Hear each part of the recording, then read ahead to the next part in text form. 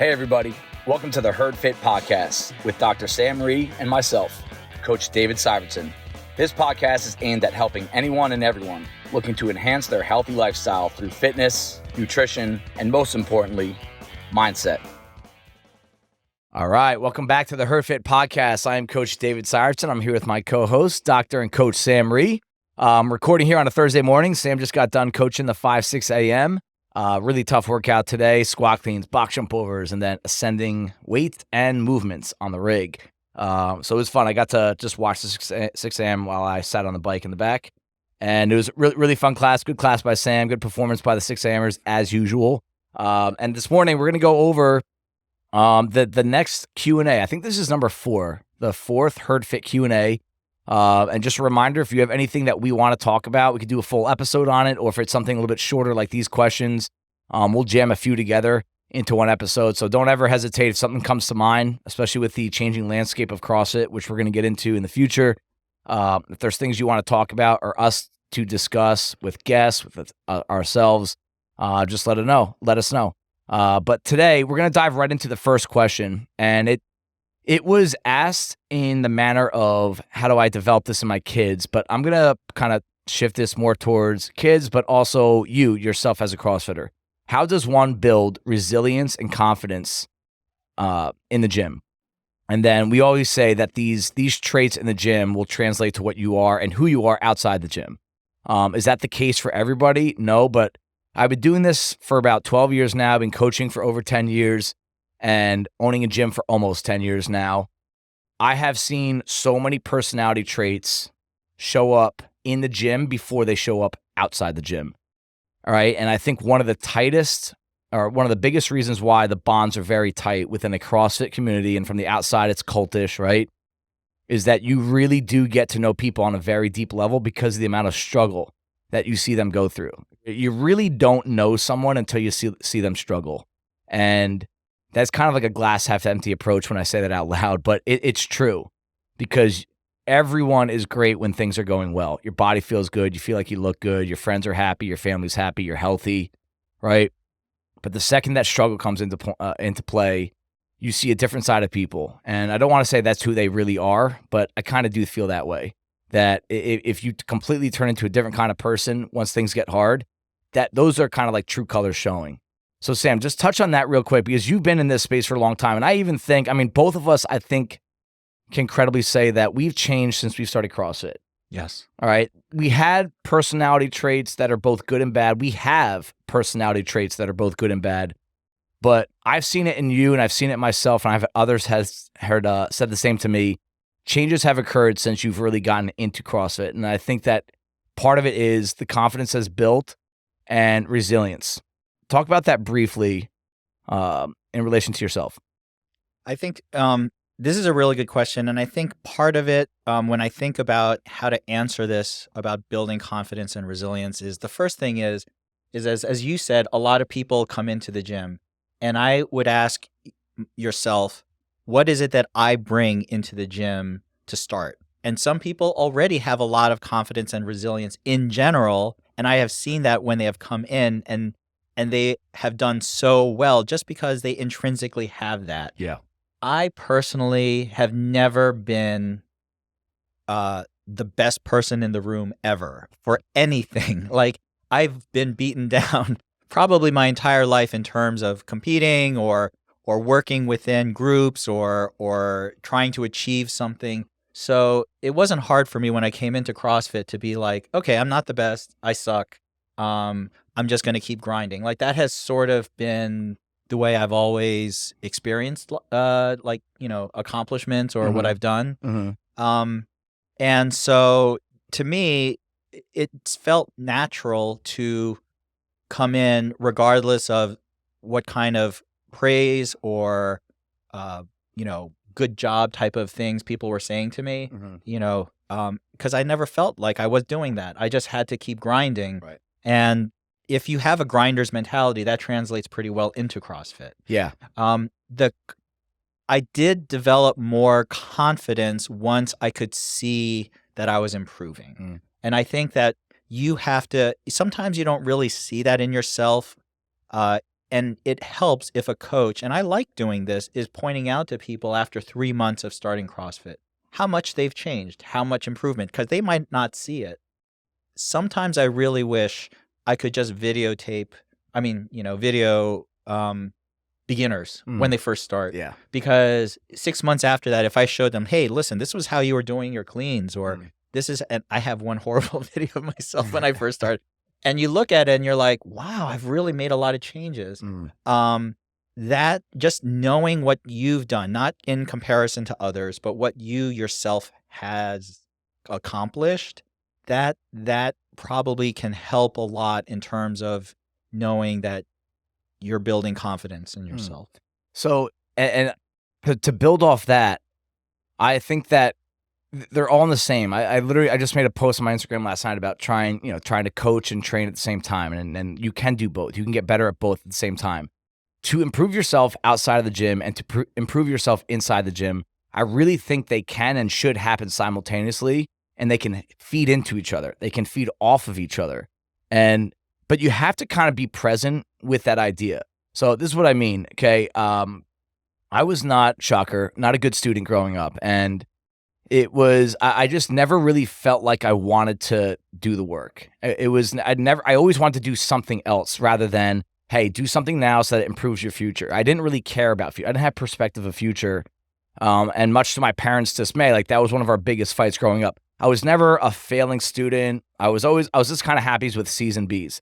And I was like, hey, as long as I can move on to the next stage, I'm good. And if I ever am in threat of not moving on to the next stage, right, then all right, fine, I'll pick it up for a little bit. And every now and then I would have a situation like that where you really, hey, you have to do well on this test. You have to do well on this exam. You have to do a good job on this paper. Then I would grind really hard and I would do so well on that test. And everyone would be like, whoa, where did that come from? Do so well on that paper. My teacher like, where did that come from? Did you plagiarize? Right? And there was a feeling back then, I can remember it very well, that it was like a dopamine rush / a huge sense of fulfillment that nothing else could match. So you got that taste early on, but it was never consistent. All right. Years later, I go to college, you get a fresh start, and that's when I started to really work hard. In some eyes, that was a little too late. In my eyes, it was good for me. That's when I really started to, I guess you would say, grow up and start to really be forward thinking. Think 5 years down the road, 10 years down the road. And it has helped me. And I did feel for a long time, like especially early in my 20s, like I was probably like 5 years behind some of my friends. I had a lot of smart friends growing up. And I felt like I was a little behind them in terms of I should have learned how to do work like this 5 years ago. So I knew that once I started my career as a broker, once I started CrossFit coaching, once we started the box, right? I had this past failure in my head of saying, I'm not going to go down that path again. I'm going to do so many things right now to make my situation better 2 years from now. And then when I get to that 2-year mark, I'm going to do so many things to make my better 5 years from now. And that has built and strengthened over the years. And the reason I'm bringing this up is I think the way to build confidence and resilience in the gym to help yourself out of the gym, right, is to find ways to relate the two. This is what I actually think makes a good coach, a great coach. It's not cues. It's not your level 3. Sorry, CrossFit. It's the ability to relate to different people. We have so many people in the gym. We've had, 90 people come to the gym so far this morning. They're all different backgrounds, different experience, different motivations. If a coach can relate to each one of them, even though they have nothing to do with each other, that's when you start to see like a real result. The confidence as a coach, the confidence as a relationship builder. So tie this back to your kids or yourself. All right. Find ways, your life experiences that you can apply to the gym, or find experiences that you're in the gym that you apply to your real life. Example, trying to think about 2 people that just finished this workout, right? Elena Ramsden and Kristen Torres. They both just finished a workout that Sam said about 12 hours ago, nobody can finish. I thought it was unfinishable. It is very close. I mean, they got by the skin of their teeth, and they did a great job, okay? When they started CrossFit, if you told them 5 years ago, or like right when they started, I mean, Elena started so long ago. Kristen, I'm not sure. I think it was probably 5 or 6 years ago. They'd have no shot at getting to the halfway point of the workout. Oh, I remember Kristen Torres working on her bar muscle ups maybe a year or a year and a half ago. I mean, the progress she's made with that has Right. been tremendous. Right. So, and that takes a lot of time and a lot of grinding. Okay. So let's say that one of them or both of them comes up in a situation in their career where they want to achieve something within their career, but it is so far away from where they currently are. This experience in the gym of doing really hard stuff that maybe less than 1% of the world population can do, they can do it. And they grinded their way there. It took years of work, years of adversity too. All right, especially Elena with her shoulder going back and forth right throughout the years, and she's had to try this, try that. Now she's doing things that almost nobody can do, and I mean that. Like out there in the real world, almost nobody can do what she's doing. Now let's tie this to a career thing or something outside of career that seems so far out of reach. I'm never going to get there. She has built this confidence and resilience that, hey, there is going to be a step-by-step process. And there's going to be speed bumps. There's going to be some doors that are shut. You're going to have to turn around and find another door, another avenue to this result, but you can get there. And I think that's where you have to be present with this idea that all this adversity that you hit in the gym, or if you want to reverse engineer this and say all this adversity that you hit in the real world, right? You do rise above it. You just don't decide the exact route to get there. But if you can do something so hard outside the gym, it should apply to what you do inside the gym. There are two things I want to add. One is we use Elena and Kristen as examples, but it doesn't mean that if I have a tremendous amount of confidence and resilience, I'm going to be like Elena and Kristen. Like I'll never match their performances in the gym. It's more of a relative thing where they have been to where they are now. We like looking at them because they are performing so well at the gym. But even some, there are a couple people I would have in mind from the 5 and 6 a.m. who they're pretty early in terms of their CrossFit sort of experience, and yet they have made tremendous gains and have really done well. The one thing I will say, and you translated, what's your past experience has been, how do you translate that into the gym and connect that back out? Kristen and Elena, they both worked better today because they were in the same lane together and they were working right next to each other. True.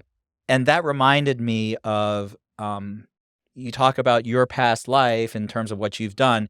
When I was a medical student and I had to study for step 1, back then that was basically the standardized exam, just like an SAT would be for getting into college. It was what determined how, in big part, what residency you could end up going to. So if you wanted to be like a neurosurgeon or a cardiac surgeon, like you had to crush that score, just like you would have to crush the SAT to get into a college that you would want to go to. Right. And I remember I just didn't have the discipline and the mindset to be able to study so much. Literally, it's like 8 hours a day, pounding, like just sitting there. Mm-hmm. And so what I did was I found 2 people that did, and I studied with them every day. That's awesome. Because I knew that if I just tried to do it by myself, I couldn't. And so we'd be there every day, and I'd say, hey, do you guys want to just take a break and get a coffee or something? They're like, no, we're okay. We're just going to keep working. And I'll be like, great, I'm going to have to just stay here and keep studying. Yeah. And they pulled me along.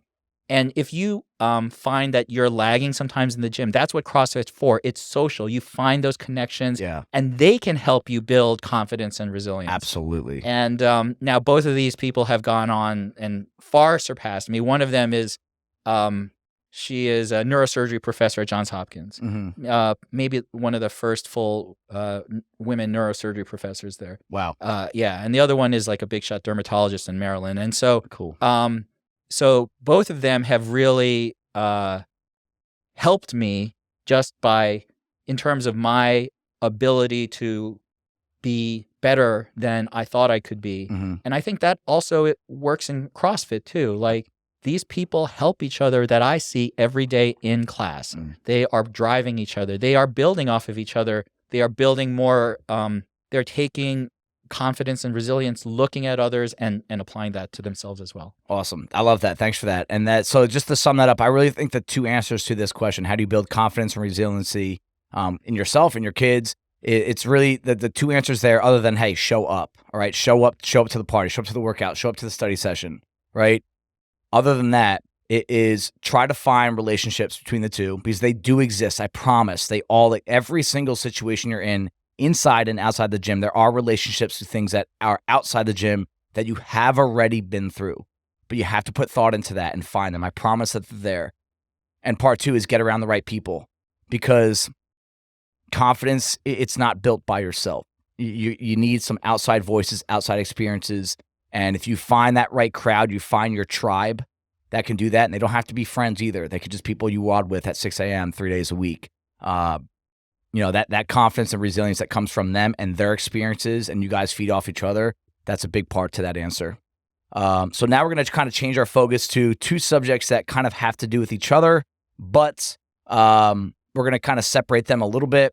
How does one handle being a drop-in? So a drop-in by definition is you go to another gym that you do not pay a membership to, and it could be for a week, it could be for a day, it could be for a couple days. There is a protocol. There's kind of like a few unwritten rules to being a drop-in. And what's tough is, I've been a drop-in so many different times, and I've had so many different drop-ins come here. And there isn't a template, and every gym has its own way of doing things. Some are a little bit more organized than others. Some gyms really, a lot of their businesses, especially in destination cities and countries, right, where a lot of their business is drop-in based. Like they need that income to keep their doors open. Other gyms, it's just like, hey, sometimes you feel like you're annoying them by dropping in, because you're kind of messing with their local flow. So here are a few basic rules, and Sam, I'm just going to go one by one. And because you've dropped in probably even more than me, because you travel a lot. I do like dropping in. I would love to hear your experience, or just like your feedback on each of these. There's 3 of them that I have. First one, show up on time, if not early, because usually when you're a drop-in, there's a process that needs to be taken on. Waivers, signing in, payments. Someone needs to show you where things are, the bathrooms, locker rooms, all that. If you're a drop-in and you're showing up if you're showing up later than 5 minutes early, you are way too late to be a drop-in. And please don't ever show up after class starts as a drop-in. I've had that over the years a few times. I want to throw you outside the window.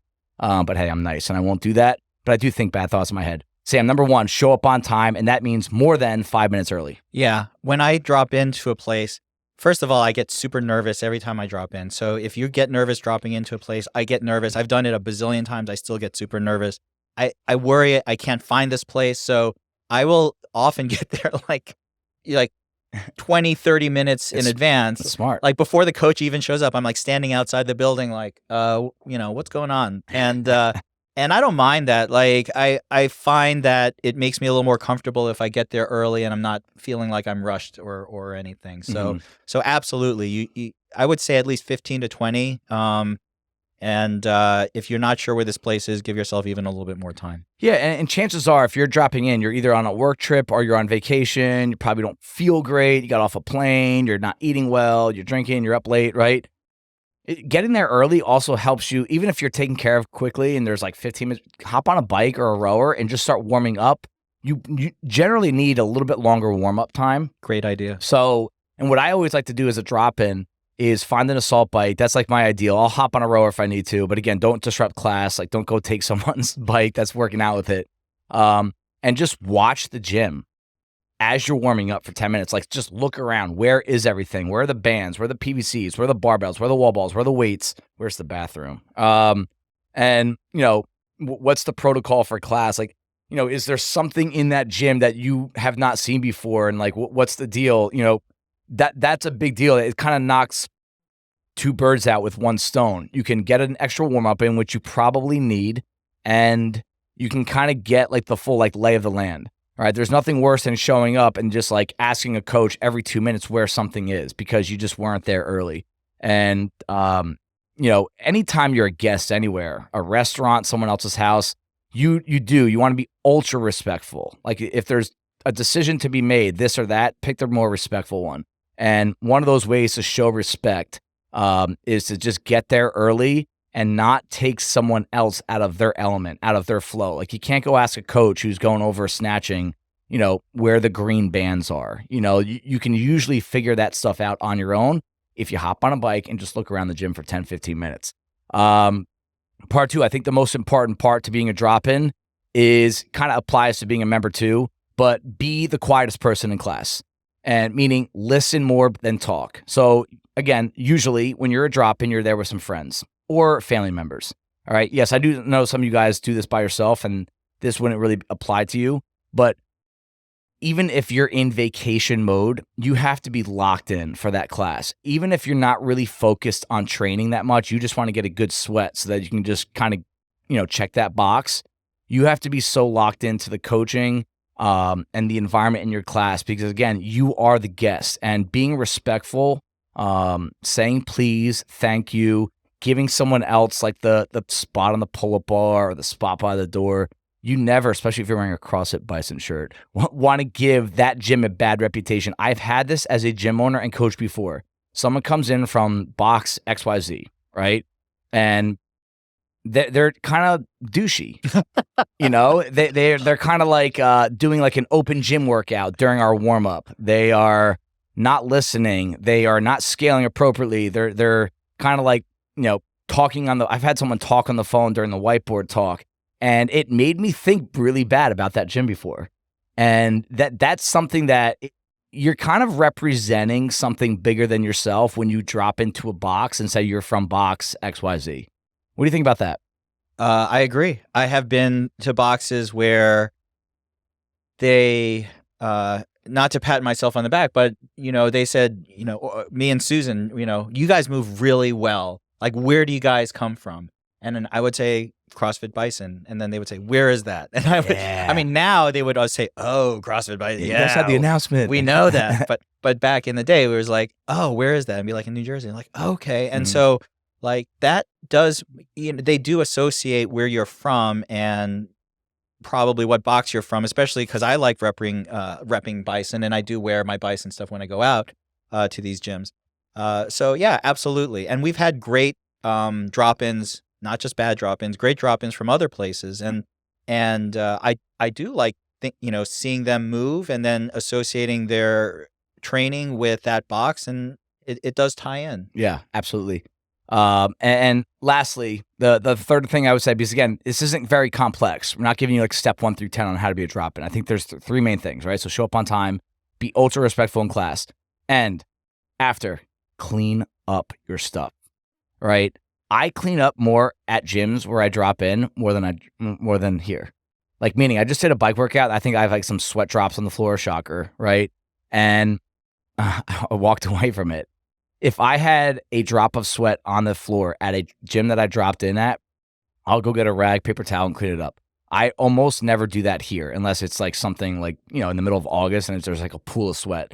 If I have a little bit of chalk on a pull-up bar, on a barbell, on a dumbbell at a drop-in, I will clean it off, scrub it. I will leave it better than where I got it, right? And you can make the argument that everyone should do that at their home gym, but I'm not going to say that. There are certain things we want you to clean at our gym on a day-to-day basis, but I'm not going into every zone after the class. I'm like, hey, there's chalk on the floor. You better sweep that up. And pretty much every class of every day, that's the case, right? Especially right now, with our chalk is just a bucket of dust, right? So it's just the gym just gets so dirty so easily. Trying to think of some other examples at the gym that, the barbells, right? We ask the members, say, scrape your barbell if there's a lot of chalk on it with those metal brushes. Do we make you do it? No. Do we like that you do it? Absolutely. If I'm a drop-in at a gym, I will spend an extra 10 minutes there making sure everything I touched is better than what it looked like before. Because again, it's just a sign of, hey, I am disrupting your flow a little bit here. I'm the new person. I'm the guest. I'm not taking advantage of you. I want to show my respect to you guys and support the affiliate itself. That just doing a little extra housekeeping of stuff that you touched can really go a long way. Because I'm going to tell you this right now from owner-coach perspective, dealing with drop-ins is not easy. It is in a lot of cases just fine, but it really can mess with flow, right? Like if you're a coach that has like, hey, I wanted to have this done by this by that, this done by that, and then you have 2-3 drop-ins in a class, and they need a lot of attention, or they're not very nice, or, you haven't seen them move yet, so you don't really know their personal flow, it can throw a lot of things off. So just know that you're kind of disrupting someone else's flow. Can you make up for that by maybe just putting in a little extra effort by showing respect to that gym? Can you give me some of your best, worst drop-in experiences? I'd like to hear some of that, and then I might relate one or two of mine. Okay, so my best one, I'll give you. I don't know about a best one. I love it when a drop-in comes in and I'm biased here, is a really good athlete and starts kicking ass, because it actually, I make a joke, and I'll say this out loud in front of the drop-in. I was like, guys, rule here is the drop-in cannot have the best time in class. And you have to make sure you say that around the right people. It's like, you can't say that always around everyone, but it's more of just like, make this fun and get a couple smiles out of people, even if they're laughing at you more than laughing with you, which I'm always fine with. But those are always fun when someone come in. So we had someone come in over the summer, and it was Liz's class. I want to say it was a Friday 4:15 class. We had some ascending hang squat cleans with ring dips and running, and the kid could lift. And I was like, just that at that point, I was just starting to lift heavy with my knee, and he came in because of the announcement. He drove 40 minutes. Oh, wow. He saw the announcement. We're He's famous. Like, oh, that's the art. Yeah. I think he was actually a little underwhelmed. He's like, oh, I thought there would be lights everywhere.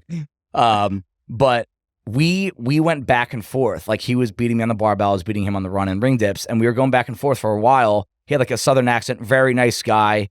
But those kind of drop, and then we talked for a long time after. We talked about the announcement, some of our favorite athletes.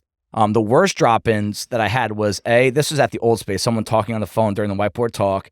And then I would say, generally macro level, the drop-in that feels like they need to do some like open gym work during class. Like, if you're a drop-in, do the WOD, get out of here. If you need to stretch and hop on a bike for a little bit, that's fine. But you can't do like a full-blown workout because now you're kind of like overstepping a little bit. You paid for the class, but now you're using the gym and equipment again. Those are kind of my worst off the top of my head. If something else comes to my head, I'll let you know. But what are yours?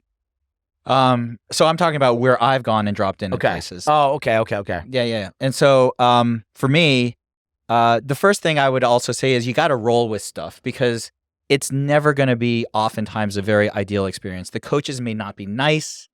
Everyone might ignore you. That's happened once or twice to me. That's true. I remember, so when we've traveled, I've always tried to go somewhere. So for example, we stopped over in Dubai, and there was a place called CrossFit Alioth, and they're pretty well known, but I couldn't find it. It was literally in this whole area of like car repair shops, and I couldn't get a hold of them for 2 days beforehand. I was trying to, WhatsApp, email, their website, no response. That's annoying. They did have a class time listed. Finally, like maybe an hour or two before that, I got a quick okay or something like that. So I went there and I Ubered or took a taxi, I can't remember. And I couldn't even find this place. It was filled with these car repair shops. And I was like, do I really want to do this? And I almost didn't go. And I got there, and I don't know. I'm sorry if anyone from CrossFit Alioth is hearing this, but it was like a bunch of expats. No one talked to me.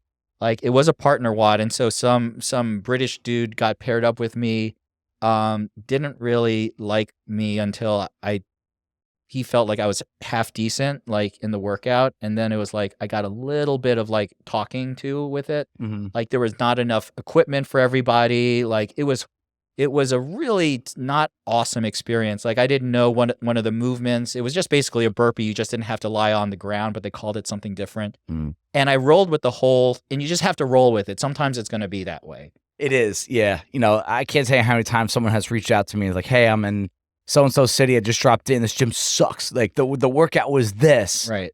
And sometimes the workout, I'll look at it, I'm like, all right, that's not the most fun workout, but I can come up with 30 workouts a year here that are just like, it's kind of boring. It's not that fun. Yeah, you might come upon a day where the WOD is just something you bodybuilding, right? Or you just did it and you're like, wait, I got to do this again. Yeah. And so, yeah, you just have to roll with a lot of that stuff. I think when we were in Barcelona and Susan and I worked out there, they had running, and we literally had to run down this long hallway out onto the street. There's like cafes, so you're basically running around these tables, and you're like, what the hell is going on here? And so,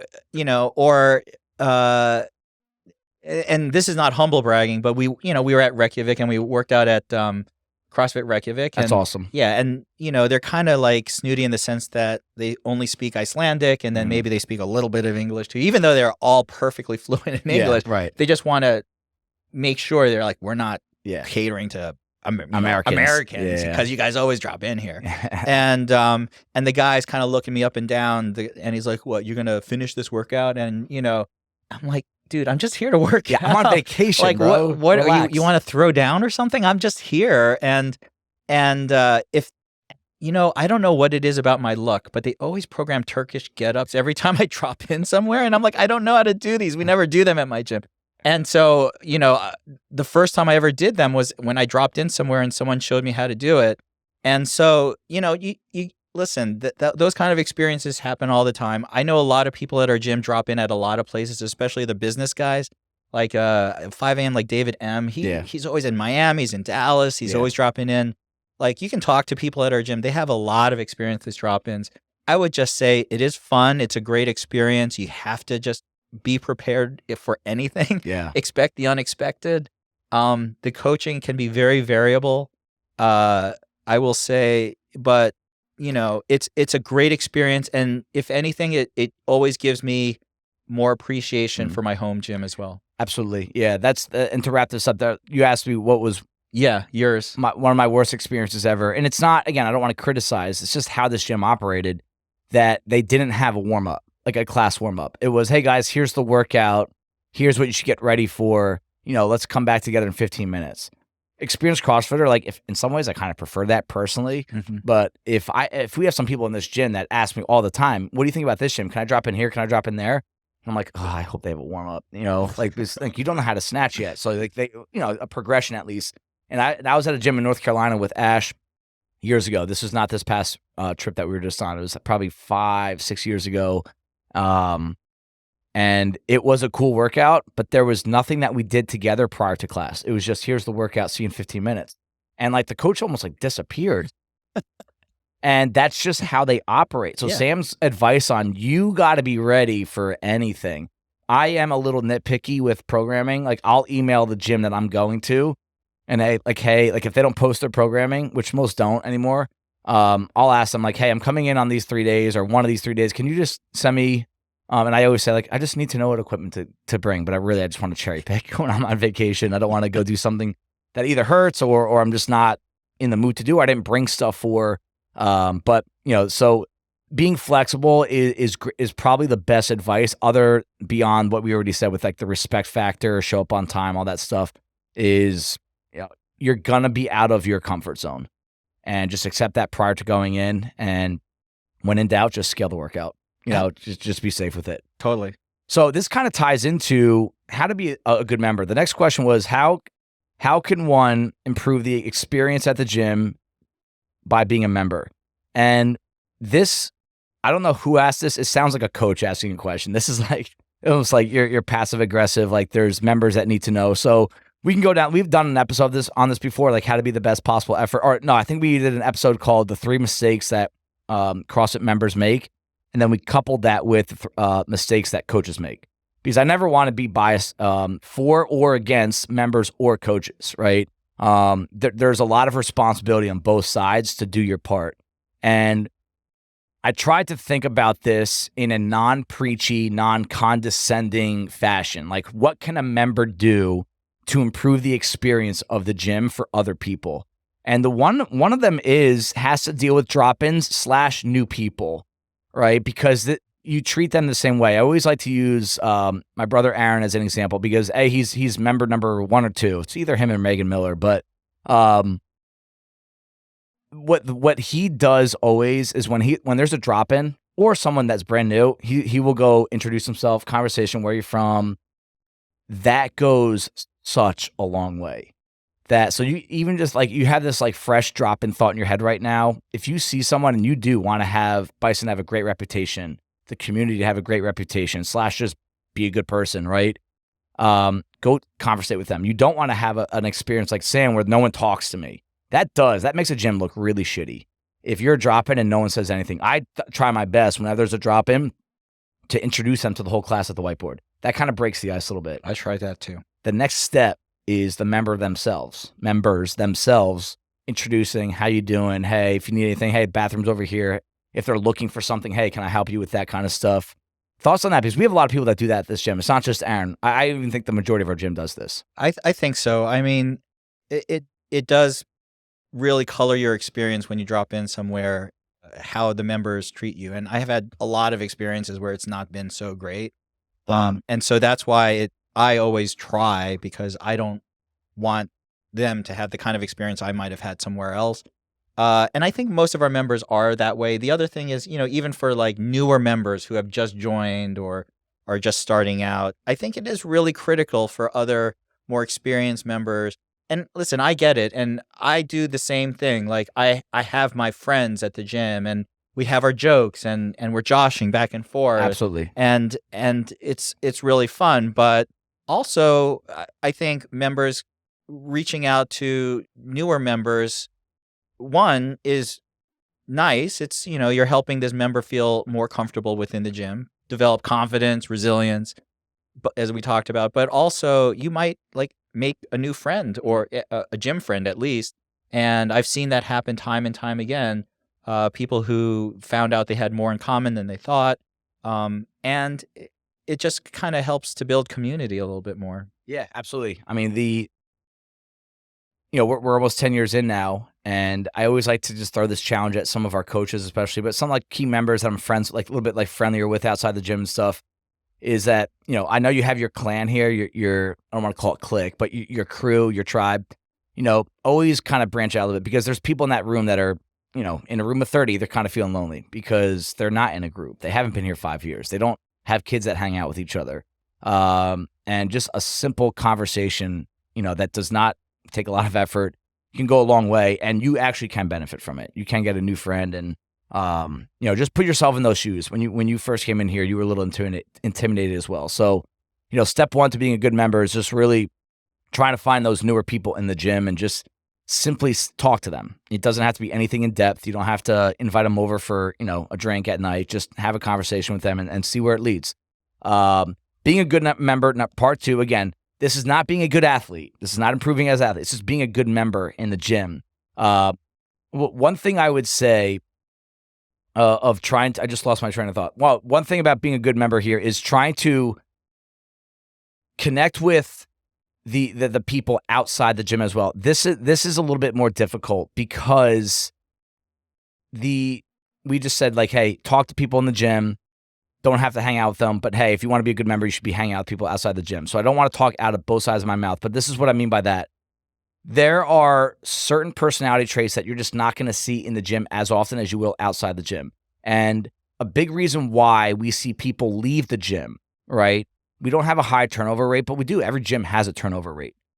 When I've talked to people like, hey, I left, I came back, I left, I came back, it wasn't necessarily that the environment at the gym was poor, right? Like, it's always a pretty positive environment here. I think that's something that Bison does a really good job with. But there could be like, hey, no one really reached out to me outside the gym when I was hurt. No one reached out to me when I was gone for 2 weeks. Now, there's a little bit of, a game there, an art that you're going to have to play with. Like, hey, like, people have lives too. We can't give you our attention 24/7, 365. But it's something that I struggle with, and I also want to get better at. I want our staff to get better at it. And we've talked about different ways of doing this, is really trying to stay on top of people when you don't see them for a while. And when we have your holiday party at your house coming up, who you hang out with? Is it going to be the same 9 people that you like give high fives with and work out on Sundays? Is it going to be the same people that you always hang out with all year? Can you spend some time finding the 2 people in the corner of the tent at the social event and ask them some questions, right? I do this every single year. And Dave, you're the owner. You should do it. I was about to say, this seems like more of a mandate for coaches than it is for the members. But you are asking, a member is asking, how can I improve the experience at the gym? And it's a group effort. We have 12 coaches. There's 340 people that are coming here right now. Like, we can't get to everybody. We're going to need some of you guys to do that too. So if you are a member that is trying to improve the experience of the gym, it ties into, number one, it's the interpersonal conversations, the interpersonal interactions that you have with people, of really kind of going out of your way to make them feel like they're not just this person that you only work out with a few days a week. There's actually interest in what they do outside the gym.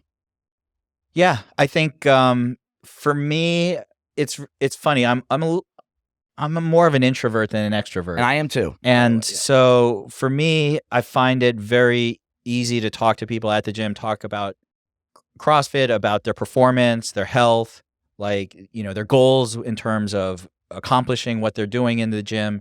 I have always found it hard to reach out and be like, so what do you do? What's your van? Like all these personal things. Like, sometimes it works for me, sometimes it doesn't. And that's okay. Yeah. Yeah. I think the effort goes a long way, though. That's the thing. Yeah. I would say, no doubt, I do like talking to people in social situations outside the gym. And I mean, almost like interview. I have more of an interview style. You are, yeah. I don't know why I do that, but I do learn a lot about people, and as long as they're willing to share whatever they're willing to share. I remember way back in the day, before Joel Trello was on, a famous CrossFit celebrity, right, like talking to him at one of the events, and he talked a little, just kind of skimmed that experience that he had that he talked about with CrossFit. And I was like, wow, this guy has got some deep stuff there, like really deep. Yep. And it made me respect Joel a lot just from hearing a little bit of it. I'm so glad he shared his whole story.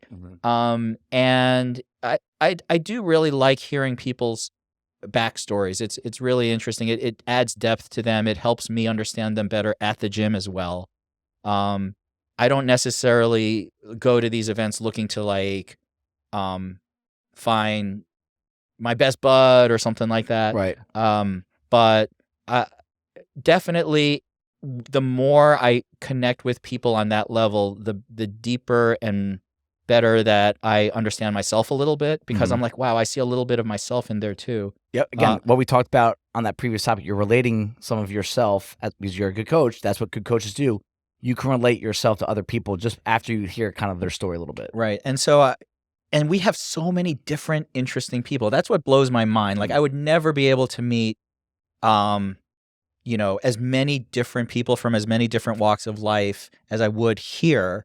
And if you just give it a shot and just talk to some people, I see the finance bros, I see the law enforcement people, I see the healthcare guy, people, I see, people who have all their side gigs at home, like just so many different, interesting things that people do. Like it's fun. It's fun to hear those things. Yeah. Last thing, how can a member improve the experience of other people at the gym? I think don't complain. We all say bad things in our head. We all have bad thoughts about the workout, the coaching, the people, the smell, this, that. Okay. I am huge on that. We are all products of our environment. Okay. You can be a very independent, strong-willed person. You're still a product of what other people do and say around you. You are. Okay. That feeds off, that goes the other way too. The people that you're around, or the people that are around you, they are in some ways a product of how you are and what you say and how you act. So this is it's a positive place, to the people who are like, people actually get annoyed how positive it is. I've actually, I've told that story before where people are like, dude, stop being so positive here at the gym. It's like, all right, cool. See you later. I want you to almost in some ways try to not fake it, but that look for the positive more than the negative, because when you have a room full of people, or even a half room full of people that are just complaining about the workout, how they feel, what they look like, how they can't do what they used to be able to do, right? When you start hearing that over and over and over again, you're going to kind of ruin that positive vibe that the gym got. And the reason why the gym does well and why it changes people's lives over and over is people are looking for that. They need something in their day that is positive, that's for themselves, right? I just had a conversation with someone in your class, Sam, during the warm-up about who's going through something really serious right now, some family stuff. And we got talking about like, dude, I know it's really hard on you too. Like you have a lot of stuff that you have to deal with and you're just nonstop all day, all morning, every day, 24/7. He goes, I'm so glad that you get to come here and give you like that 1 hour of positivity getting out some frustration, working hard, being here for yourself, not having to do anything for anyone else, just work hard. And that kind of environment can be ruined if you're in a room full of people complaining about the workout, how their front rack feels, what they look like, someone else is shaving their reps, right? I think there's a lot of things that a member can do to create the experience for everyone else being better. But I think the most important one is keep your mouth shut when it comes to the negative stuff. And there's a time and place. Like I had someone yesterday come up to me like, "Hey, Dave, the girls' locker room smells really raunchy. There's weighted vests in there. I don't know what it is." So I went in there. We did some recon and couldn't really find what it is. And that's not a complaint to me at all. Even the person said like, "Hey, I never complain. I just want to let you know, like, dude, we need to know that stuff." And for the record, I don't think any of our girls smell badly. I don't know what it is. I have a feeling I know what it is, and it has nothing to do with any person in the gym. It was something in the vent. So anyway, we'll talk about that another time. Okay. But so that to me, that's not a complaint. I just want to say that's not a complaint. Like if there's actually a problem in the gym, sure. Hey, like the bathrooms aren't clean. Like, but you know what I'm talking about, and everyone knows what I'm talking about. The little things that you feel like you have to say so that you can just get it off your chest. Is it improving or making the vibe in the room worse, right? Like I think it goes a long way because there's a lot of people out there, they're very sensitive to words, probably more sensitive than they should be to words, but it's just the truth of the matter. The people are, so if they hear this negativity, they hear that negativity, they hear this complaint, they hear that complaint, it really can turn this situation into something that's negative more than positive. I complain. But do you really? I feel like I am a complainer. No, I mean, one of the things, and you've heard me complain multiple times, and it's one of my pet peeves is people signing up for 6 a.m. and then dropping at the last second or not dropping at all. And I have bitched about it a lot, and I've bitched about it to my classes too. Yeah, that's true. And so I am as guilty as anyone else in terms of that. Now, that being said, don't cancel reservations. I have realized to some degree that I need to shut up about it because I keep complaining. And what's the point? Like, it's not a huge problem. It is a minor problem. And it's a problem resulting from a good thing, which is that so many people want to go to our morning classes. They're very popular. I've talked to coaches about this, right? At our last meeting, I don't want to disclose everything we talk about at meetings with coaches, but I was like, how you act and what you talk about while you're stretching, warming up, it can kill a vibe. I've had so many rough nights with Brock over the past 2 years, like anyone with a young kid, and I feel like he's RX plus in terms of making our life difficult at night. He's been great lately, but we really had a 12-month period, August to August, that was really rough. And I can't tell you how many times I've come to the gym on 2-3 hours of sleep with 30 people needing me to be on top of my game and wanting to vent and complain. And I try really hard unless it's provoked, right? Unless someone "Hey, Dave, how's this going? Hey, Dave, how's this?" I don't want to go out there and just talk about how hard my life is or my knee issues or right now, dealing with an Achilles issue as I train for Legends. I'm not going to tell the entire gym about it because it can create a negative environment. And it can make them start to think about what hurts on my body. Is CrossFit dangerous? Should we be doing this? That kind of stuff. I just got done listening to Greg Glassman talk on Mark Bell's podcast. It's a good listen. Be ready for a lot of things, but it's worth listening to. I'll just say that. And he goes, one of the markers of a great CrossFit community is the coach. They don't talk about themselves, and he's talking more about accomplishments. I'm not going in front of my class. I'm like, "Oh, I won this competition, guys. I did this, I did that, right? In front of my classes as we're trying to warm up for thrusters and pull-ups. They don't care about that, right? I'm very adamant. The people do not care about what you've accomplished or what you haven't accomplished. You can go the other way as well. But I also can bring that up with your personal life or any struggles that you're going through, that if you're going to talk about everything, every complaint that you have under the sun, whether it's in or out of the gym, how would you not expect that to translate into members' heads? And I know I don't want to come down on coaches here, all right? But members, take this rule and responsibility on yourself that I promise you, nobody wants to hear about your problems unless they ask you, "Hey, how are things going?" But if you feel, or no one wants to hear what you think about the workout either. Because every workout that you hate, I guarantee someone in that room loves that workout. Every workout that you love, I guarantee someone in that room hates it. Same with your playlists, right, members? I just had someone complain mightily this week to me while we were working out, like, this music is awful. I'm telling you, someone in that room loves it. And you're just going to have to suck it up. Well, at least the coach does. Yeah, right. So I think, was it my playlist? No comment. No. But I think that can go a long way. Again, I'm talking to everyone, but this person asked, what can a member do to make the experience better for other people, right? That is probably my biggest thing. Complaints go a long way, especially if you're a notorious complainer. I guarantee the people around you are going to become that as well. I do feel like we're not saying bottle it up and don't say anything to anyone, because that's really hard. And I have heard many people around me complain, not out like in a huge way, but they'll say, even, for example, Susan at home, like, wow, that was like... That's not in the gym though. Right. Yeah. And so whatever she does, she's doing... Like, listen, she is venting. She is complaining. I vent. I complain all the time too. Which is healthy.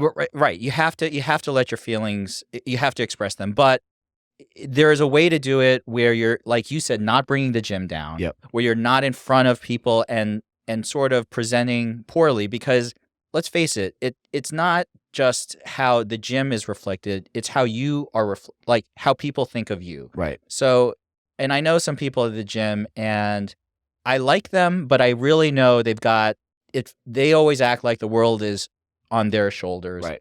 And it's real tough being around them. Like sometimes you're just like, dude, like it's heavy, yeah, like and it can actually bring your class down, your workout down, right? And so I'm sure if we held up mirrors to all of us, we'd say, wow, that may not be the best look for ourselves, and so it's not a bad idea just to sort of self-check a little bit and be like, all right, what am I saying? Right. Like making things better? Am I making myself not look so awesome? I am as guilty of that as anyone else, but it's not hurtful. It's helpful for us to just sort of self-reflect a little bit about it. Yep. Be cognizant, and I promise it can make the gym better if you're more present about it. If you're more present with what you're saying and how you're acting, I promise it can make the gym better. And which is going to come back in your favor. It's going to make things better for you. I promise it'll happen. All right. Thank you, guys. That's it for the Q&A. If you have any more that you want to send our way, we will get to another one, probably like another month or two. And what we have coming up, we have a couple, we're going to have a couple guests on. I'm going to try to get some people from Bison on just to talk about some things in relation to the state of CrossFit, the future of CrossFit, which is always fun. And, we have a lot of things changing around us, always things to talk about there. And we have a subject coming up on humility and how that can help you in and out of the gym. And I'm telling you what, dude, we are just a couple months away from Reset, the Open, and I just can't wait till this time of year. This is when the leaves start changing, the weather gets colder, but you also know that we're getting that much closer to the best time of the year here at CrossFit Bison. Dan Coda just texted me 1932. Let's go. Nice, Coda. All right. Take that, everyone. Take that, Coach Sam. See you guys. Thank you, everybody, for taking the time out of your day to listen to the Herd Fit podcast. Be on the lookout for next week's episode.